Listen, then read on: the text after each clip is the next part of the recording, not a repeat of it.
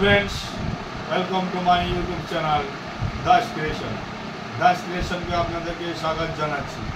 আজকে দাস ক্রিয়েশন আপনাদের সামনে আরেকটি সুন্দর ভিডিও নিয়ে এসেছে, যেটি হল বাগদা চিংড়ি মালাইকারি। আপনারা তো বাগদা চিংড়ি মালাইকারি সবাই খেয়েছেন, দেখেছেন। আজকে আমার এই বাগদা চিংড়ি মালাইকারি একটু ভিন্ন ধরনের। তো বন্ধুরা, আজকে দেখে নেব বাগদা চিংড়ি মালাইকারি। তার আগে আমার এই চ্যানেলটিকে যারা সাবস্ক্রাইব করেননি তাড়াতাড়ি সাবস্ক্রাইব করুন, লাইক করুন, শেয়ার করুন, কমেন্টস করুন। তো চলুন বন্ধুরা, দেখে নেব আজকে দাস ক্রিয়েশনের সুন্দর সুস্বাদু মেনু বাগদা চিংড়ি মালাই। মাছটাকে আমরা কাজ করব, চিংড়ি মাছটা এবার কমপ্লিট করব। বাগদা মালাইকারি লাউ পাতা আছে, এখানে পাতুরি হবে। এই দেখেন পেঁয়াজ, কাঁচা লঙ্কা, টমেটো বয়েল করা হচ্ছে। এটা বয়েল করে পেস্ট করা হবে, মানে বাগদা চিংড়ি মালাইকারি হবে। ওই জন্য সব পেস্ট হচ্ছে। পেস্ট হলে ফিনিশিংটা খুব ভালো হয়, রান্না খুব ভালো হয়। বাগদা চিংড়ি মালাইকারি হবে। বাগদা চিংড়ি দেখেন, এবার বাগদা চিংড়িটাকে বয়েল করব। এখানে কড়াইতে তেল দিয়ে নিয়েছি। এই তেলটা গরম হলে রসুন বাটা দেবো। রসুন বাটা দিয়ে ভালো করে নাড়িয়ে জল দিয়ে, হালকা লবণ দিয়ে বাগদা চিংড়ি মাছটা আছে, চিংড়ি মাছটাকে হালকা এটাকে নুন দিয়ে ভালো করে ফুটিয়ে নেব। তারপরে ওইটা স্টো বানাবো। ওই স্টো দিয়ে চিংড়ি মাছ মালাইকারি রান্না হবে। এইখানে আমি এবার তেল দিয়ে নিয়েছি কড়াইতে। এইবার আমি তেলটা গরম হলে আমি এতে রসুন দিয়ে নেবো। অল্প রসুন দিয়ে তারপর জল দেবো। রসুনটা ভালো করে নাড়িয়ে দিয়ে জল দিয়ে চিংড়ি মাছটা দিয়ে নেবো। এবার আমি একটু রসুন দিয়ে নেবো। তেল গরম প্রায় হয়ে যাচ্ছে। রসুন বাটাটা দিয়ে নিলাম। এটা ভালো করে নাড়াবো। নাড়িয়ে দিয়ে রসুনটা হয়ে গেলে এবার জল দিয়ে নেবো।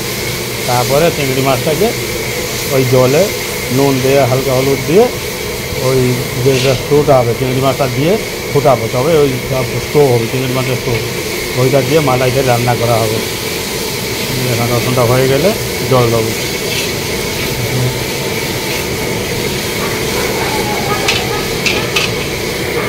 দেখেন রসুনটা ব্রাউন হয়ে আসছে। এবার আমি এটি জল দিয়ে নেব।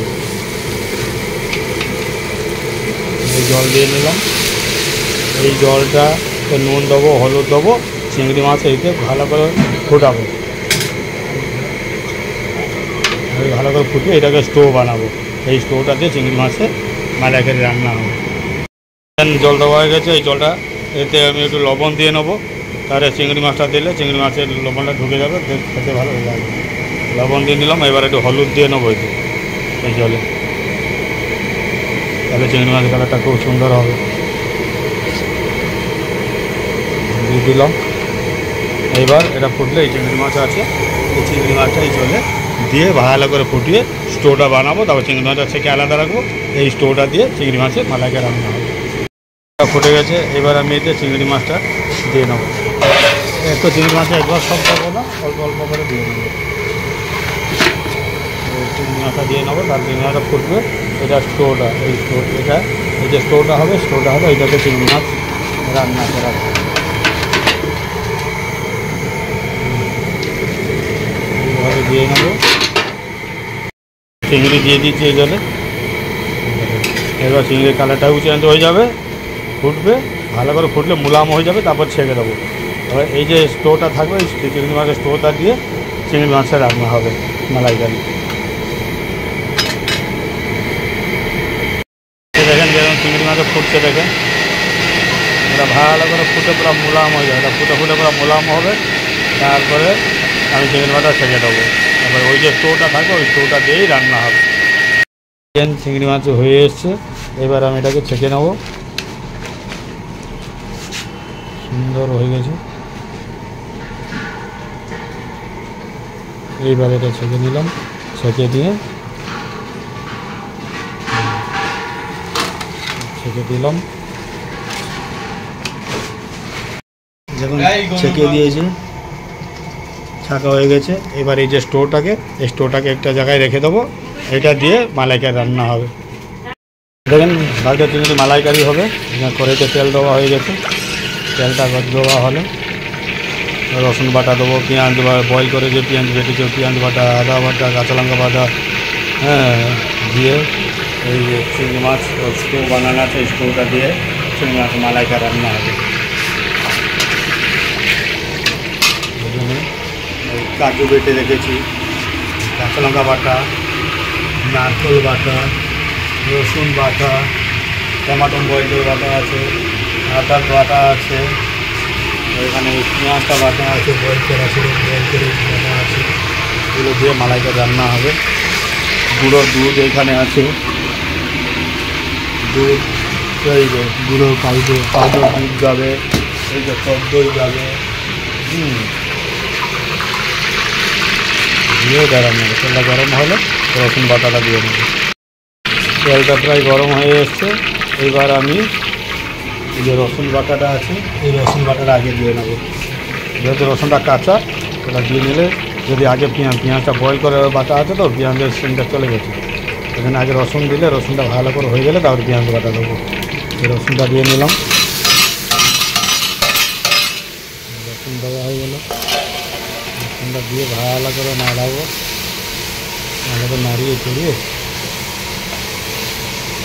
রসুন হয়ে গেলে পেঁয়াজ বাটাটা দেওয়া হবে। যে বয়েল করে যে পেঁয়াজে বাটা আছে, বয়েল করে বাটা আছে ওই পেঁয়াজটা দেবো।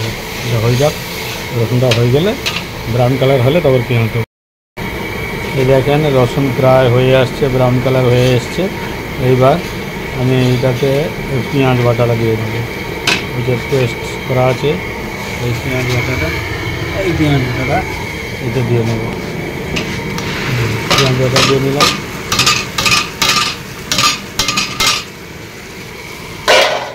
পেঁয়াজটা দেওয়া হয়ে গেল। এবার একটু নাড়াচাড়া দিয়ে আদা দেবো, পেঁয়াজটা একটু হয়ে যাক।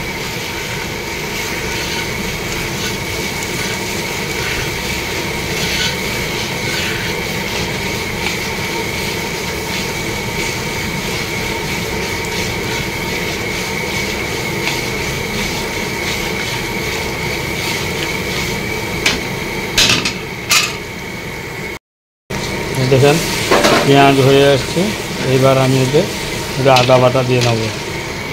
এই যে আদা পেস্ট করে রেখেছি, এই আদা পেস্ট দিয়ে নেব।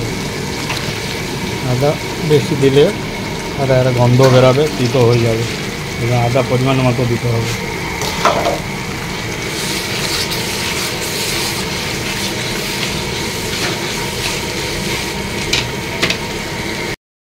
দেখেন আদা হয়ে আসছে বুঝতে পারবেন, তো একটু লেগে যায়, তাহলে বুঝবে আদা হয়ে গেছে। এবার আমি টমেটো পেস্ট দিয়ে নেবো। ওইতে টমেটো বয়েল করে পেস্ট করে রেখেছি, টমেটো পেস্টটা দিয়ে নিলাম।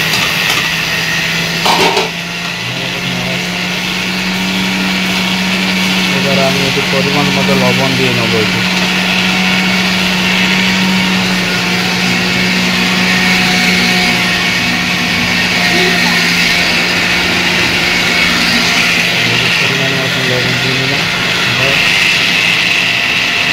এটা ভালো করে হয়ে গেলে একটু কাঁচি মির্চা দেবো, আর কালারটা ভালো আসবে।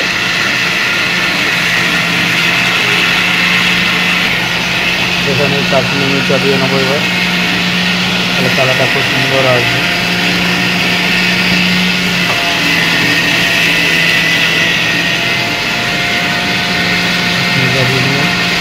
সুন্দর কালার আসবে।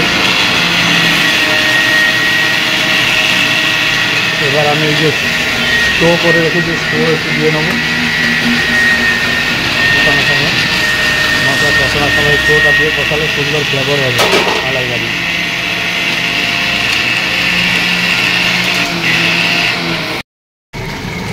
এইবার আমি এইটা একটু কাঁচা লঙ্কা বাটা দিয়ে নেব। কাঁচা লঙ্কা বাটা দিয়ে নিলাম।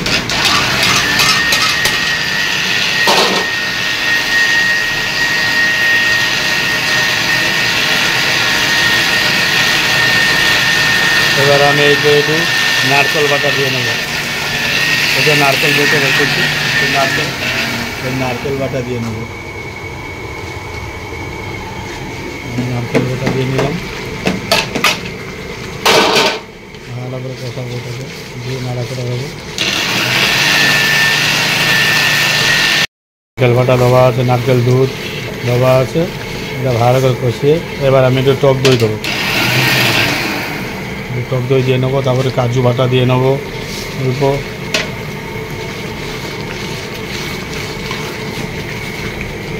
টক দই দেওয়া হচ্ছে, দই দিয়ে নিলাম। এবার আমি একটু কাজু বাটা দিয়ে নেবো।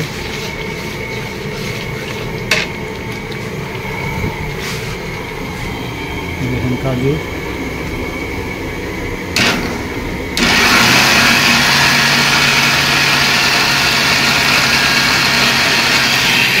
এখন কাজু বাটা দিয়ে নিলাম, তাহলে মালাইকাটা সুন্দর হবে।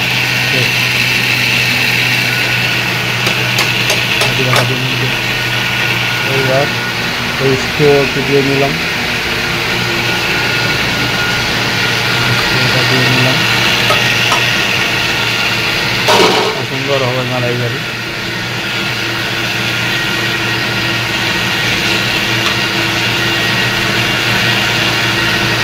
একটু সামান্য একটু মিষ্টি দিয়ে নেবো, তাহলে মালাইকাটা একটু সামান্য মিষ্টি মিষ্টি হলে ভালো লাগে। একটু চিনি দিয়ে নিলাম পরিমাণ মতো, বেশি দেবো না, বেশি দিলে মিষ্টি হয়ে যাবে বেশি।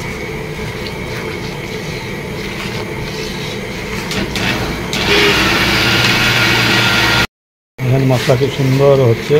এইবার আমি এই চিংড়ি মাছটা যেটা বয়েল করে ছেঁকে রেখেছি ওইটাকে দিয়ে ভালো করে একটু কষিয়ে নেব। চিংড়ি মাছটা দিয়ে নেবো, দিয়ে নিলাম, দিয়ে ভালো করে ওটা কষাবো। তারপরে ওই স্টোটা আর একটু আছে দিয়ে নেবো, ভালো করে ফুটিয়ে মোলায়েম করে ছেঁকে কমপ্লিট করবো। এইতে দুধ যাবে, ফ্রেশ ক্রিম যাবে, খোয়া ক্ষীর যাবে, এগুলো সব যাবে মালাইকারিতে। এখানে আমি আজকে খোয়া ক্ষীর দেবো না, ক্রিম দিয়ে দেবো, দুধ দিয়ে নেবো, নারকেল দুধ তো দেওয়া আছে, একটু দুধ দিয়ে নেবো। এতে লাস্টে ক্রিম দিয়ে নামিয়ে দেবো। এই দুধটা দিয়ে নেবো, দুধ দিয়ে দেবো একটু। এখানে দুধটা দিয়ে নিলাম, দুধ দিয়ে নিলাম এতে।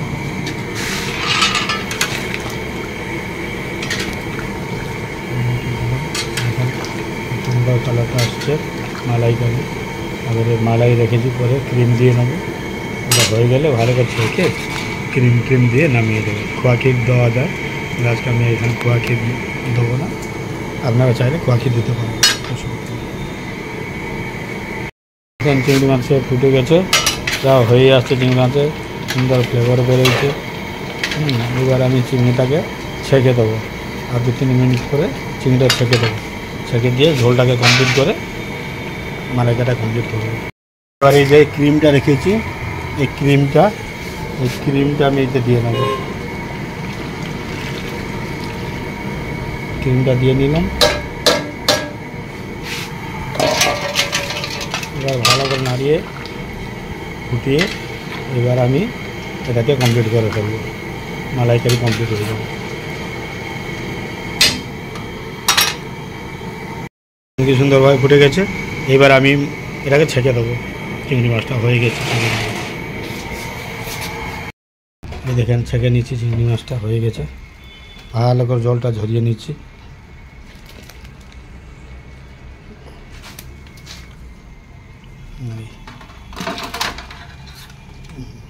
এইভাবে ছেঁকে নেবো পুরোটা, তারপরে কমপ্লিট। দেখেন ছেঁকে দিয়েছি, এটা আমি একটু ঘি দিয়ে নেবো। ঘি দিয়ে এতে একটু গরম মশলা গুঁড়ো দিয়ে নেবো।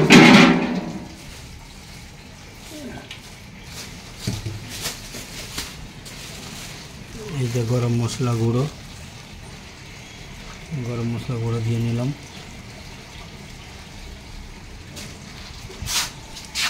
আর এইটাকে ভালো করে টেস্ট করে দেখে কেটে দেবো, তাহলে আমার চিংড়ি মাছ মালাইকারি কমপ্লিট হয়ে যাবে।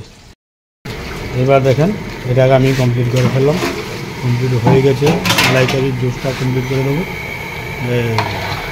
এবার আমার মালাইকারি কমপ্লিট হলো। এইভাবে কেটে নেব, দিয়ে কমপ্লিট হবে। দেখেন মালাইকারি এবার আমার কমপ্লিট হয়ে গেছে। চিংড়ি মাছ মালাইকারি কমপ্লিট।